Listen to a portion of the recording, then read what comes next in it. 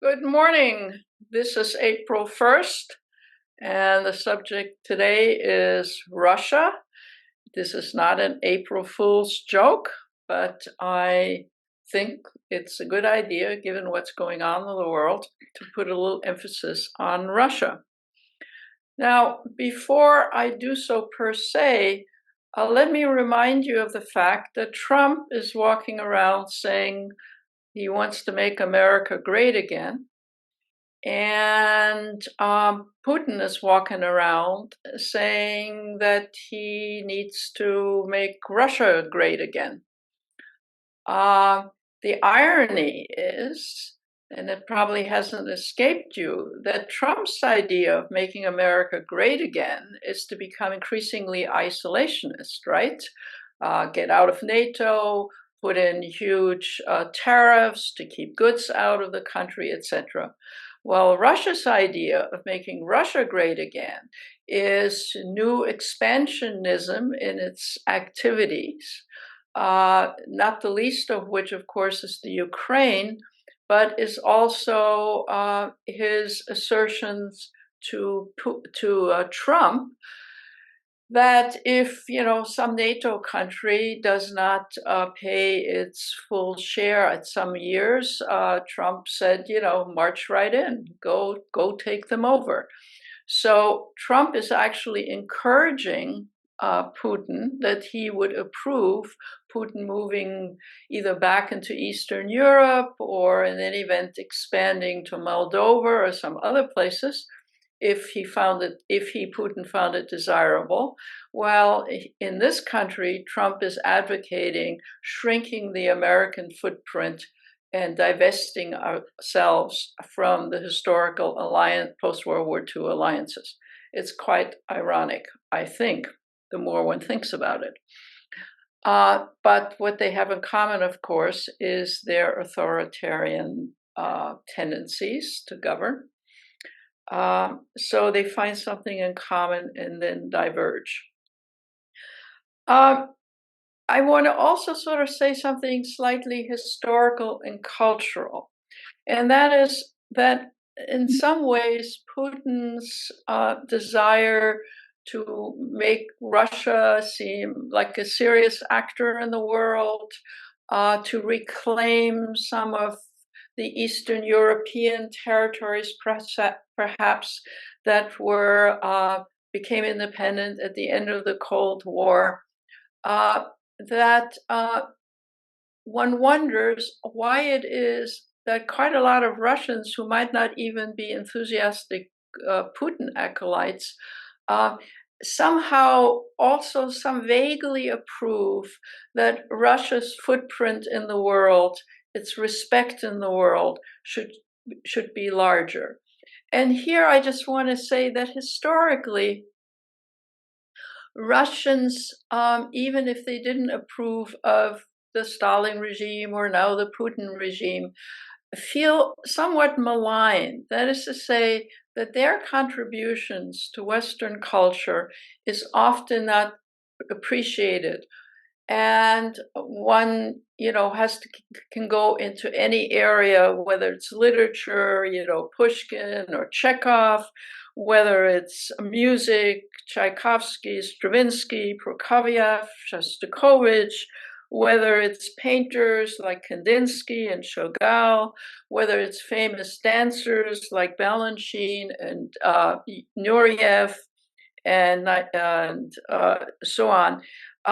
Many of the great stars of what we perceive to be Western culture have been Russians, even in the 19th and 20th century.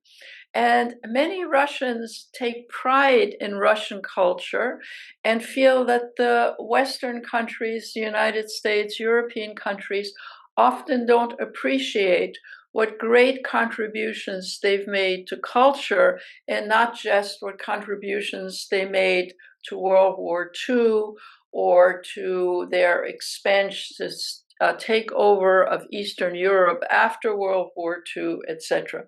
So psychologically for Russians, the complexity of, on the one hand, for example, being against Putin and what he's doing, let's say, in the Ukraine and might be doing in other places, and at the same time, a kind of residual feeling that the Russian society, Russian culture, Russians' contribution to the West may not be fully appreciated.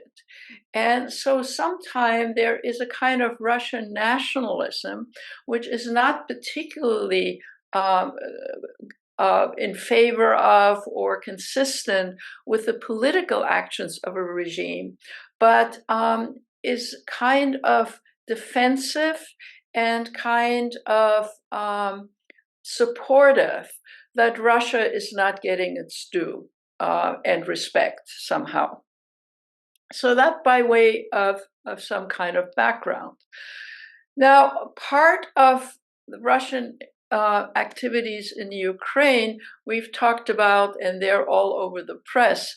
But Russia under Putin has also been expansive, and especially in the last few years, and in many ways has overtaken the US in many parts of the world as being an essential and important actor. And that is in some ways not new as in the last 2 months, but is somewhat new in the last few years, let's say starting with the first Trump administration, going right through the Biden administration. How is this so? Well, Russia is ever present now all over Africa and in many parts of Latin America. It obviously could use its minerals and trade and so on, but it is also supportive of political actors in all those countries. And to put it bluntly and simplistically, Russians in various parts of the so-called developing world has taken over for the West and for the United States, right?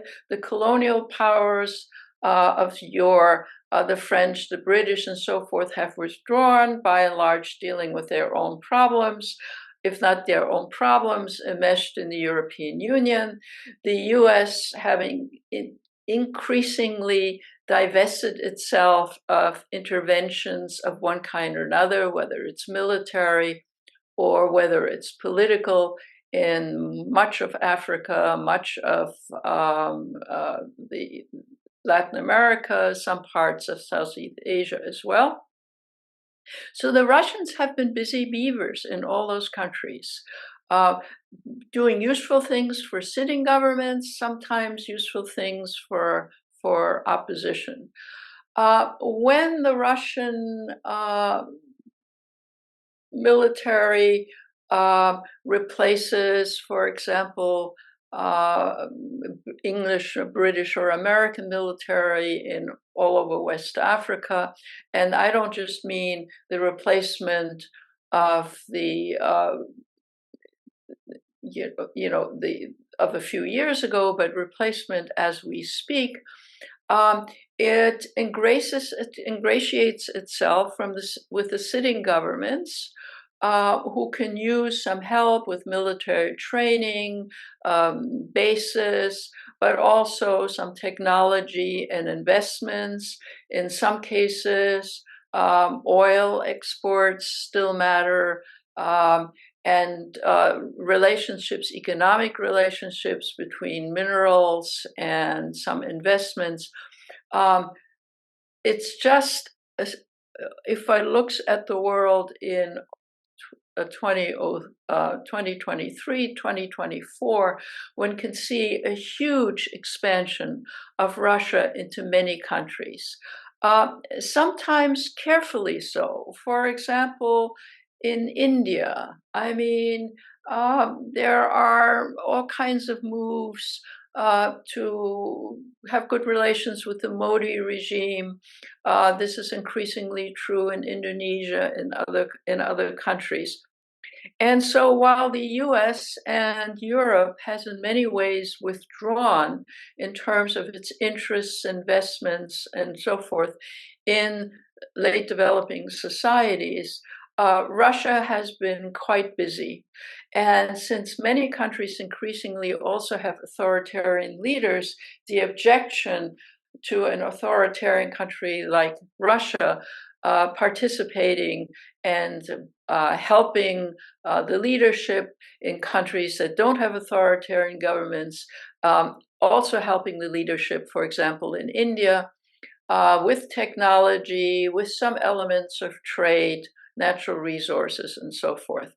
If one were to draw a map of the world right now, one would see sort of little tentacles, maybe they would be colored red, of Russia really being in all parts of the world, and successfully and by and large, carefully, not offending either the sitting governments or the oppositions, and often doing so modestly.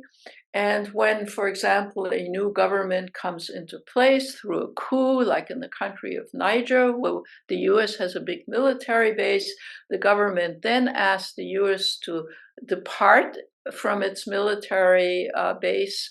Hasn't happened yet, but they've been asked to depart, and the Russians are happy to open a military facility in that country and promised the government that it would give military support to the sitting government. Now, I don't want to belabor this point, but I do want to say that in the last few years, quite aside from what we've been focusing on, namely Ukraine, Russia has become a very major global actor in a way that it wasn't a few years ago. So that how do we notice this? Well, for example, you could notice this in UN Security Council votes, right? Where countries which used to pretty much support US or Western votes are now either abstaining or even supporting the Russian position, whether it's the Russian position in Gaza and Hezbollah in Syria or elsewhere. Many so-called late developing, or used to call them third world countries, mind their P's and Q's to keep the avenues open to Russia. Now, what does Russia get out of it? Well, it gets out of it that it has more political sway in the world. It has more military influence in countries. It has more alliances with the heads of state of various governments. It has potentially more access to natural resources that it may wish to have. Obviously, Russia has enough oil, but some mineral resources and so forth. And the Russian net is much more widely spread than the Chinese net. The Chinese also have tried to spread their net here, there, and yonder. But at the moment, one could say that the Russian net is much more widely spread. Not that it is controlling other countries, but rather that it has made alliances and positive inroads, whether they be political or military, or sometimes technological and trade. That gives Putin a kind of a boost. That is to say that he is weakening the United States and the Western alliance quite indirectly, but is doing so, and hoping, of course, the chickens will come home to roost for Russia and its role and its power. So while Putin is scaring the former East Europe and is, has even led countries like Sweden and Finland to join NATO, the fact of the matter is that Russia is also making international inroads. Now, dealing with NATO for a minute, the strongest barrier to Russia in moving into a country like Moldova, which is not a member of NATO, but Poland and other countries, is, of course, NATO, right? And NATO, if we recall, its alliance of 32 countries, a North Atlantic Treaty Organization, has at its basis that an attack on one is an attack on all. And even Russia, under those circumstances, would not be particularly eager to have a major conflict with NATO and the total NATO alliances with, of course, the powerful US military umbrella.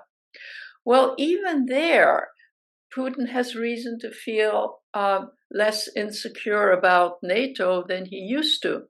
Because if Trump were coming into power, he has suggested that he might want to leave NATO, but even more so, he has suggested that the US would not make good on its NATO treaty commitments, namely that if something happened to one of the NATO members, the US would, of course, move in as part of NATO, and the US being the largest military power, member of NATO, this would be serious business. So Putin has reasons to believe that his pal Trump might formally leave NATO, but even if he didn't formally leave NATO, he might in fact violate the very basic NATO treaty, which of course would mean NATO would at some level fall apart, that would require the US to step in if there were any incursions by Russia into any NATO power in Europe. So we're talking potentially of Putin sort of saying, well, if my pal Trump gets into power, the situation might be much easier for me to move and find an excuse to move into one of the NATO member countries, especially if the situation in Ukraine heats up. And as you might have noticed in the news, I think it was last week, Putin said that if any airplanes took off from a NATO member country and in any event did damage in the part of Ukraine that Russia is currently controlling, and of course over the border in Belarus and Russia, he would consider it a NATO attack and would respond, and even hinted that he would respond with nuclear weapons. So the potential crisis is not just what is happening in the Ukraine with Russia and the current problem of the Ukraine not being able to hold its own because the US has not provided the funds to quickly upgrade the weaponry that Ukraine needs to fend off Russia. That is a story in and of itself. But quite aside from that is the situation in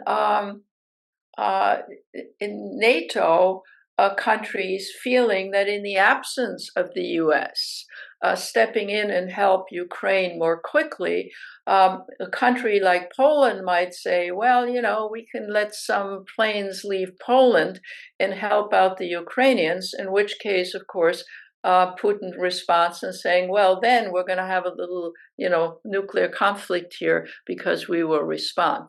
So the situation with respect to Putin and NATO and the uncertainty as to whether the US will continue to be an active member of NATO if Trump gets into power generates all kinds of uncertainties, and in Putin's mind, potential open avenues for making much wider trouble than stopping at the Ukrainian border. Now, let me switch the discussion slightly and talk about the ISIS attack inside Russia. You have probably read that the ISIS group that has sponsored that is the ISIS component that's based in Pakistan, ISIS-K, and that the people who were caught, and one could tell even tortured when they were captured, who blew up and did big damage to humans and property at the concert site were Muslims. And here is a somewhat separate story, which is destabilizing for Russia, quite aside for its involvement everywhere else, because, of course, Russia has had difficulties with its own Muslim population and its discrimination against the Muslim populations which live in the parts of Russia as well as former Russia, some are now independent, which have had very unstable and difficult relations with Putin and the Russian regime.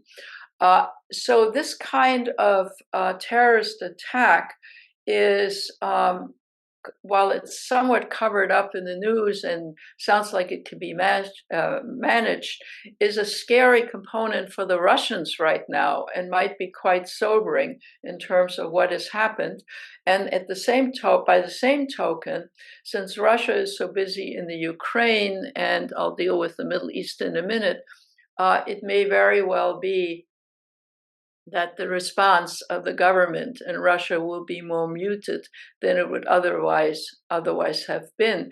And by the way, the ISIS concern with Russia and its attack actually does have a Middle East link, because ISIS blames Russia for the attack on the population in Syria, because, as you remember, Russia moved in to defend the government of Syria, and the parts of Syria that were not conquered, where Muslims also, of course, lived, were, of course, damaged through the Russian participation in the Syrian situation, so that ISIS has a reason to want revenge against Russia based on what happened in Syria.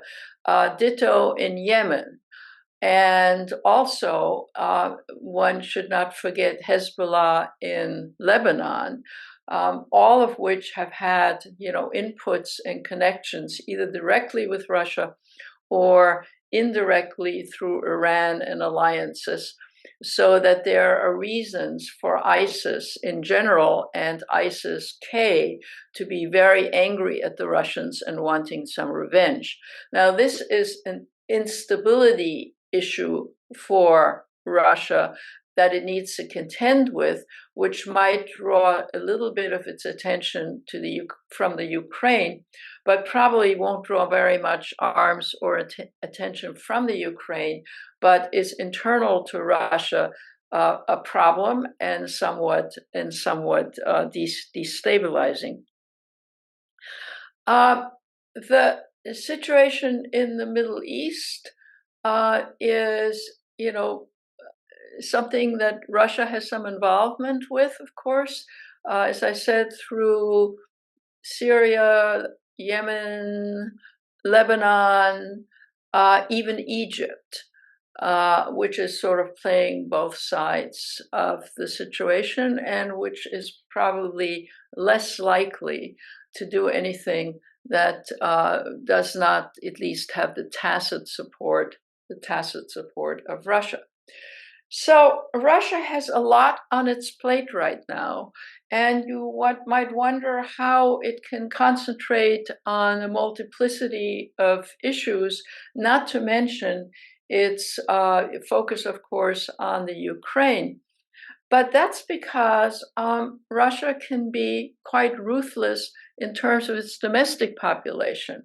As you will know, Russia has emptied its prisons to put people into the military. Its military has been badly damaged, lots and lots of loss of life, but it can manage replacements, and it can force people into the military. So being an authoritarian regime allows Putin, in a sense, to replenish his military, even though under normal circumstances you would say they would retreat a bit, given the very high cost of the military. This is even true in terms of arms, because obviously the Russians are using up a lot of arms in Ukraine, and its alliance with North Korea, with and Iran in particular, both of whom are actively supplying arms to Russia, allows it to have more leverage in its military operations in the Ukraine. There's also some alliance here with China, but basically the additional arms that Russia is using in the Ukraine when it's running out of its own arms and arms production come from Iran and come from North Korea, and North Korea is armed to the hilt.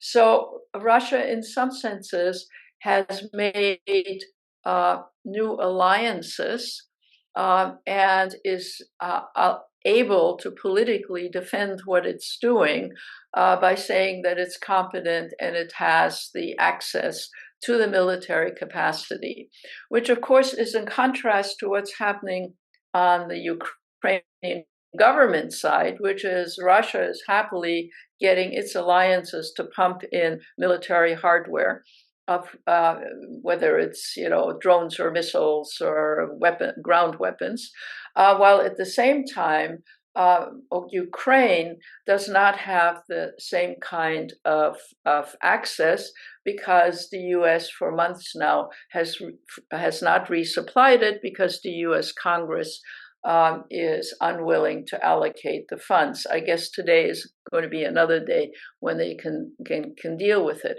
Now you say, well, why don't Western European countries don't step up? Well, actually, most of them don't have large arms industries. And have been pretty much dependent on U.S. arms production. They're trying to step things up. And, Macron of France has been talking about that European countries need to develop their own arms industries more than they have been, and that they can't just leave it to England and UK and France. The Germans need to step up, and so do other countries.